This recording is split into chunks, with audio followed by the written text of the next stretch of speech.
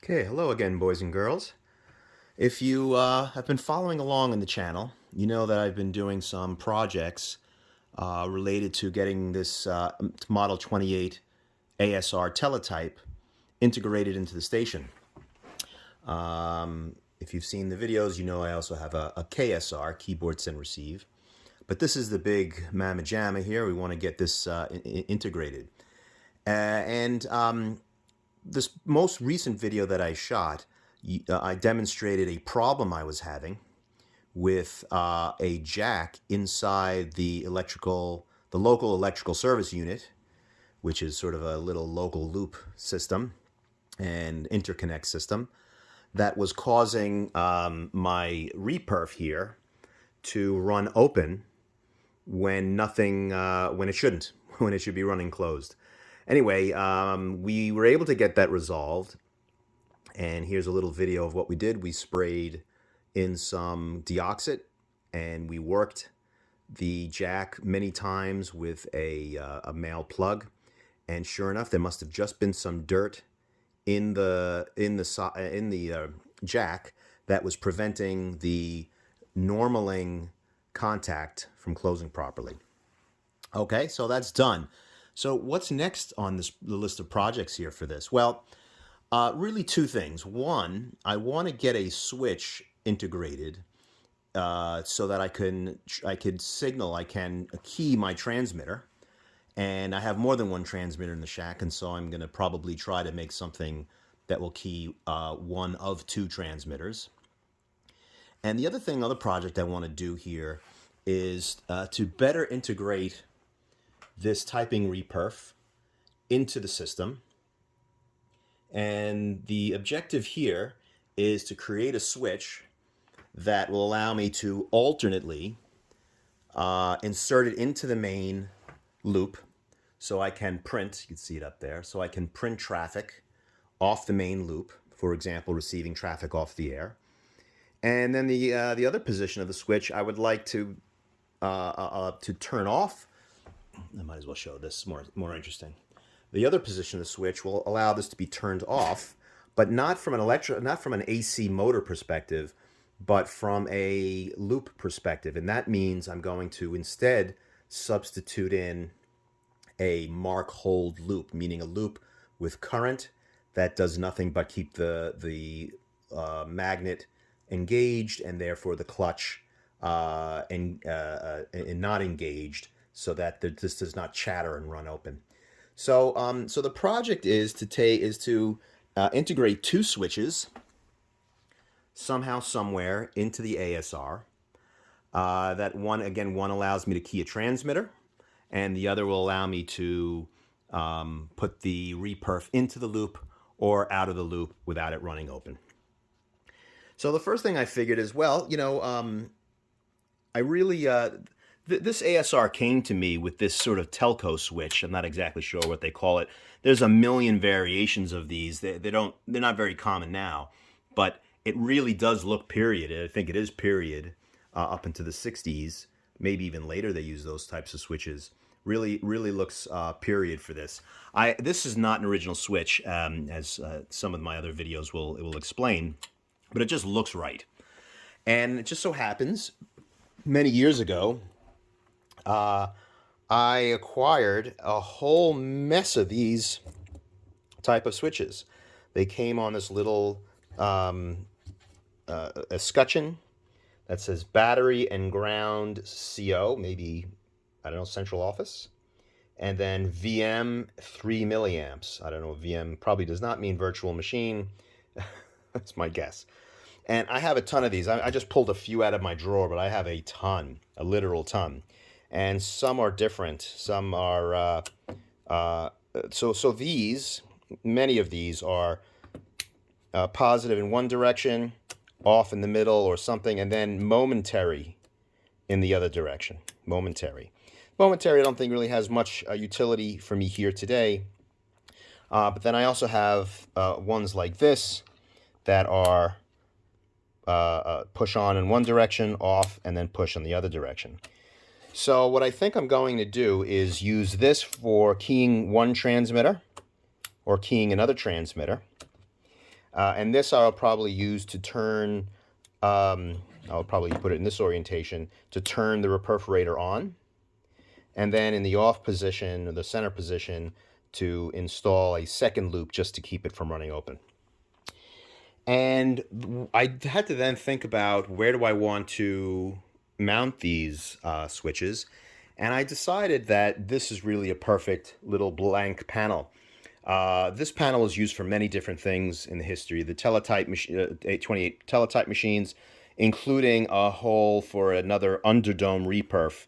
I don't have any underdome reperf installed here. I've instead sort of have one here. But that underdome reperf, some of them would punch the chads, and there'd be a way for the tape. The tape would come out of a hole here. And so I'm gonna use this spot. Now I don't want to destroy this original panel. So what I've decided to do is to mock up a replacement panel using a CAD program and have it machined and created. Okay, so the only other thing I had to figure out here is this reperf, like all the Teletype equipment, has a 1/4-inch jack at the end of it. And I had to figure out how am I going to physically, maybe I'll do this, physically integrate that into the system here. Normally, I used to have it just go back to the main loop a jack field, which, as I showed before, is here. But the problem with doing that is it does not give me the control to switch it to another special mark holding loop. And so I really think that is going to have to plug in, that 1/4-inch jack, it's really going to have to plug in somewhere here. And I was thinking about how am I going to do that? And I opened up the bottom, took out the panel, and I really don't want to drill a hole for a 1/4-inch jack. It just seems really inelegant, and I hate drilling holes in things that don't need holes. But what I did notice is down here there is an open panel, a little open place. And inside, let's see if I can open this with one hand. Inside, let's see if I can get some light. Difficult. Let's see here. Inside, there's also this panel, which I've already removed. And so what I think I'm going to do is I think I'm going to run the cable from underneath the Teletype through that opening. Then, up through this opening here. And I'm going to replace this panel with a panel with some 1/4-inch jacks. And so the wire will come out of here and plug into this jack. And the jack, underneath the jack, will come up here and then integrate into the rest of the loops, etc., what I need to do. So ultimately, I'm going to be redesigning two panels. This one here, which is really designed for electrical work. You can even see, I think you can see it down here. You see how that is with the clamp, very kind of standard electrical installation. And so I'm going to redesign a plate like this because it's really almost free when you're doing at least one plate. The others are really dirt cheap. And then this panel here.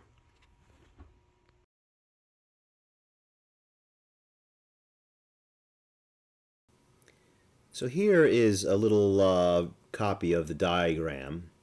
I'm just playing around with this new little tool I found on DigiKey called Scheme It for drawing simple schematics.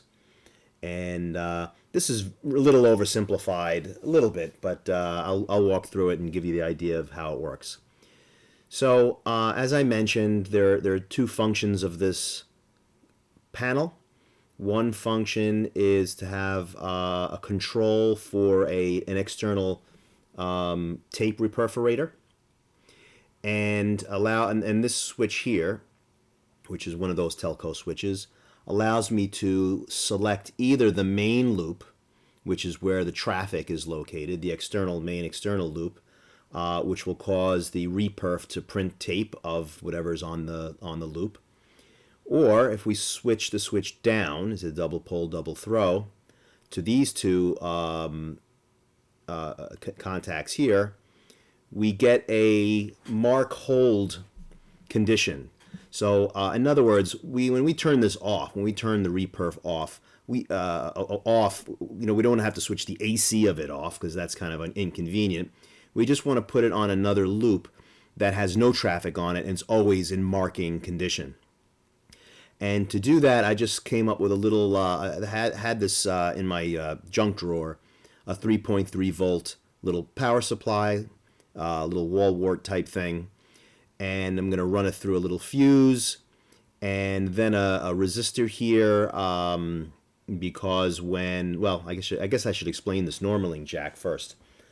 So there are a couple of situations that we want to take care of. One is, here's the reperf, which is going to have a 1/4-inch phono plug to connect into this switching arrangement.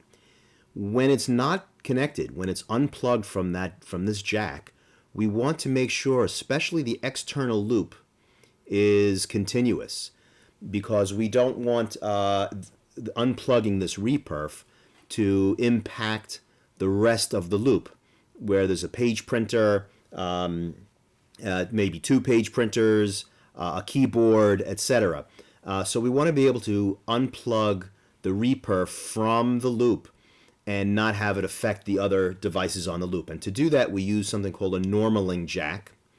And the way it works is when the phono plug is plugged in, this little arrow here bumps up to connect and disconnects and unshorts this, opens this. But when the plug is removed, this bends back down and shorts and creates continuity in this loop here, which I'm trying to outline here.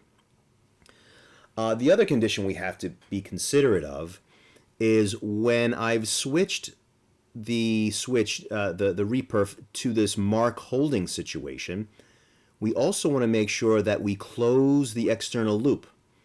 Now, this diagram does not show how that's done, but these switches that I have many contacts, and so I'm going to use another set of contacts to short these conductors here when this position is in the bottom. When the switch is in the bottom position of the mark hold loop. So again, not a completely accurate drawing of all this, but enough hopefully to give you the idea of how it all works. And here's one of those. This is the loop control switch wired up. I'll go over this in more detail when it comes time to installing it.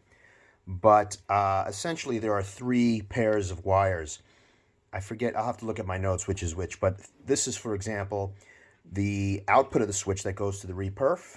That's the green. The yellow pair is one loop, for example, the traffic loop, the main traffic loop.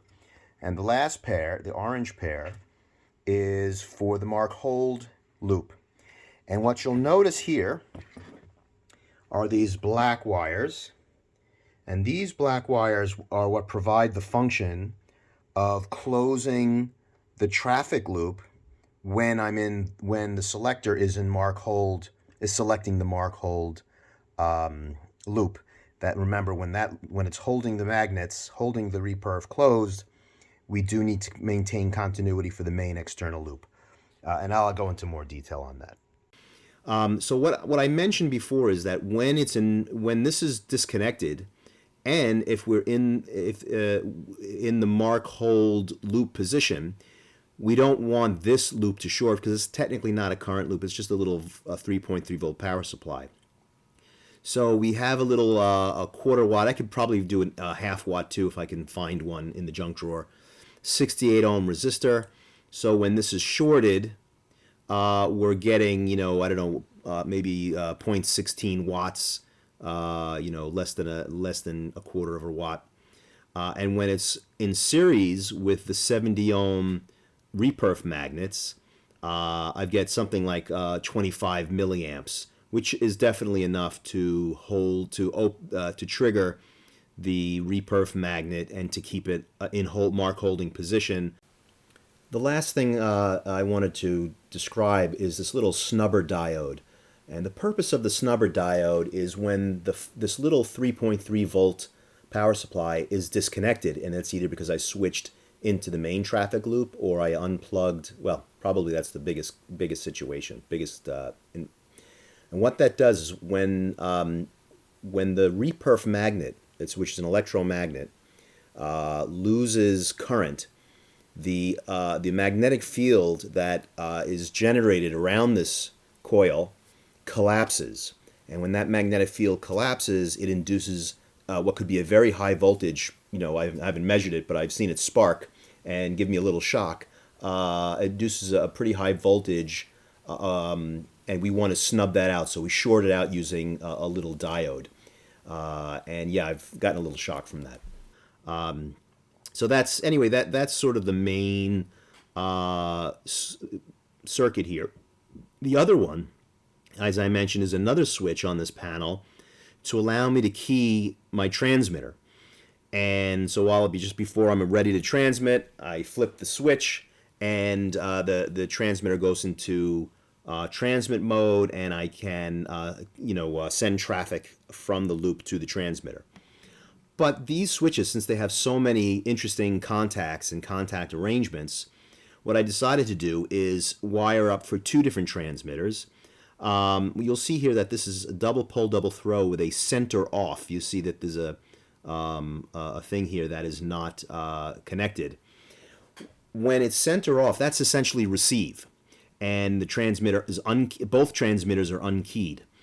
If I flip the switch up, you'll see here that through this it shorts the transmitter key line 1, and then if I throw it down to this bottom one, it will short the key line for transmitter 2. So this allows me to connect to use the same Teletype equipment for two different transmitters. One, of course, I expect to be my Harris 1140A kilowatt transmitter. The other, I'm hoping, will be my TMC transmitter setup, which is definitely a project that will take some time to get going. But I think it would just be great to run an early 60s Teletype machine with an early 60s TMC transmitter. Okay, so that's basically it, and let's go to the next step.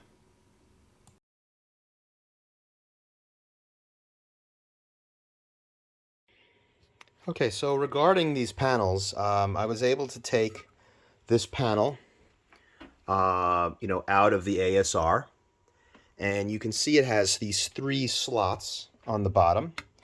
And that's what's there's some screws that go through them with a little bit of vertical play, and this is what I'm going to be replicating in the CAD software and get manufactured or get made. Here we showed this earlier, and this is the panel that's going to hold the 1/4-inch jacks for the Reperf to plug into. And it just so happens I had a bunch of these left over from another project that I did, and this is kind of a neat thing. It's a D mount. There's a kind of a standard type of audio mount where you can get a panel and put all kinds of different types of connectors into it, and they all share the same hole size and distance between these little securing points here. This one happens to be a combination of 1/4-inch, for example, for this, and XLR. I'm not going to be using the XLR function at all on this. I just happen to have a bunch of these, and so I thought I'd use them. So the panel is going to be designed to mount this. Now, what makes this interesting is on the back. First, it's a very convenient solder cup or solder connection type a unit.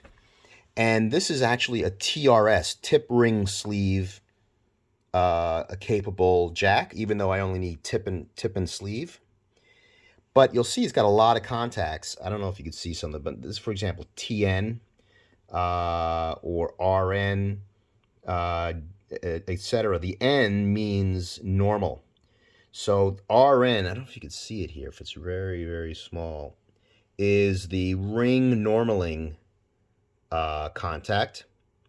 TN is the tip normaling, and let's see, that's an SN. See right above my finger. SN is a sleeve normaling, and this is, you'll remember from the earlier, we need the normaling function. And this, while it's kind of quite huge and unusual, this will do the business just fine.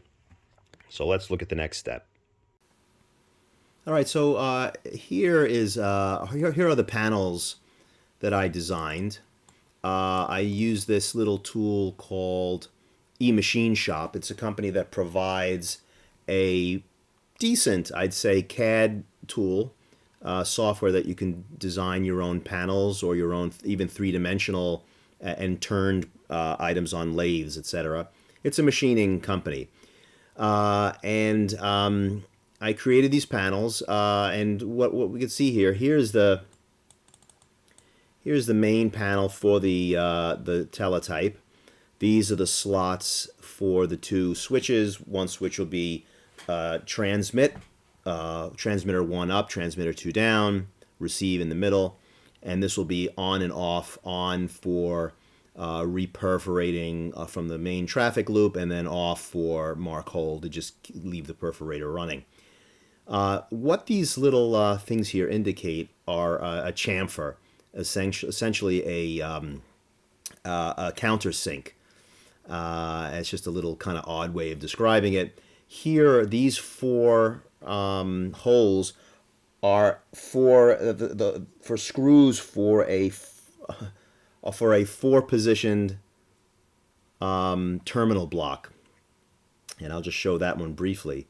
So this is a four-position terminal block that I got on McMaster-Carr. I love getting things from McMaster-Carr. I love them desperately.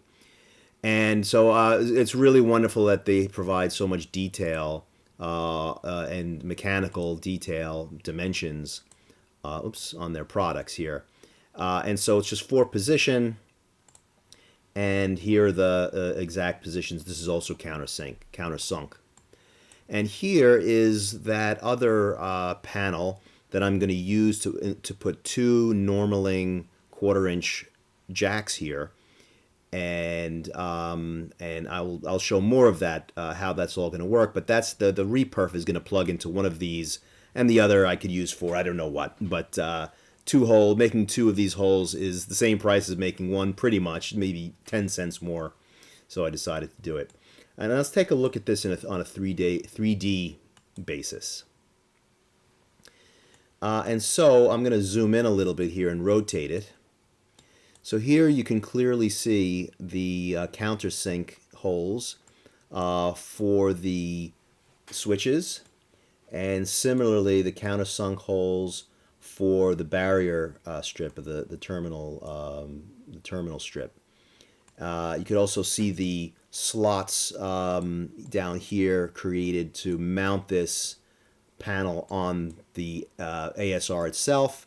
And then finally here is the other panel for the 1/4-inch jacks. I didn't bother doing any countersinking here because it's internal to the machine and no one's going to see it. Whereas this, you like to make it look a little nicer. And so what you do is you create this and you send it in directly from the product here. You send it right to the manufacturer. Also, I specify here the type of steel that I want. This company's got a million types of material, including plastics and rubbers, injection molding, compression molding, tons of options. And then I also set it to powder coat, and I chose a matte gray finish for the powder coat. I did another project where I used the matte gray. I was very happy with it. It won't exactly match. It really won't match at all the Teletype color, which is sort of a gray green. But I think it'll do just fine. I think it'll look quite nice. And when all is said and done, you say order, and you can just place the order. Now, truth be told, this is not a particularly inexpensive company. But I will say, if you're doing many of either of the same panel, or in this case, two different panels, but they use the same material, the same thickness, and the same finishing, if you're doing many of these, the price comes down dramatically, and that's because the first to create the first piece, they really have to do all the setup work, and the setup work is really what you're paying most of this stuff for, because the machining itself is all automated. So two pieces like this, yeah, it's a bit expensive, but the results will look really professional, and I just feel my ASR deserves a nice professional project around it. Well, I didn't want to end this video without showing some newly arrived fun things. So here we have it, arrived from eMachineShop.com, and let's see what we have here. Okay. All right, we have our two panels have arrived. Let's see how well you can see this. The color it's a little lighter than what's showing here. Maybe get some better light on it. Yeah, I guess that shows it better. So here is the replacement for, let's see if I can get this a little more centered, replacement for this panel. And you will see that I've got the holes. Oops, how does this go? Oh, I think I have this backwards actually. Okay. Everything lines up very nicely. So that's this panel. And then the real beautiful panel, is this one. And you can see that is a replica of this. You can see that the slots line up, and this will mount. You can see, as an example, shoot, the light's really pretty poor in here. It's got these 4 countersunk screws, and they will come in here and should look very nice. In fact, I'll just show you how this works. You remove the handle, you just unscrew it. Have to, of course, remove the screws, and it will go back in place there. So I think this is going to look really great. And I'll do one more quick show of how this is going to look on the ASR. All right, so I just temporarily mounted this in, and yeah, you could probably see the color is not at all the same. I don't really have great light. Let's push that away. But I think this was going to look great.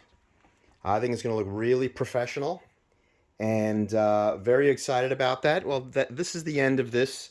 This will be the end of this part of the video. And for the next video, we'll start assembling it and getting it all wired up. Thanks for watching.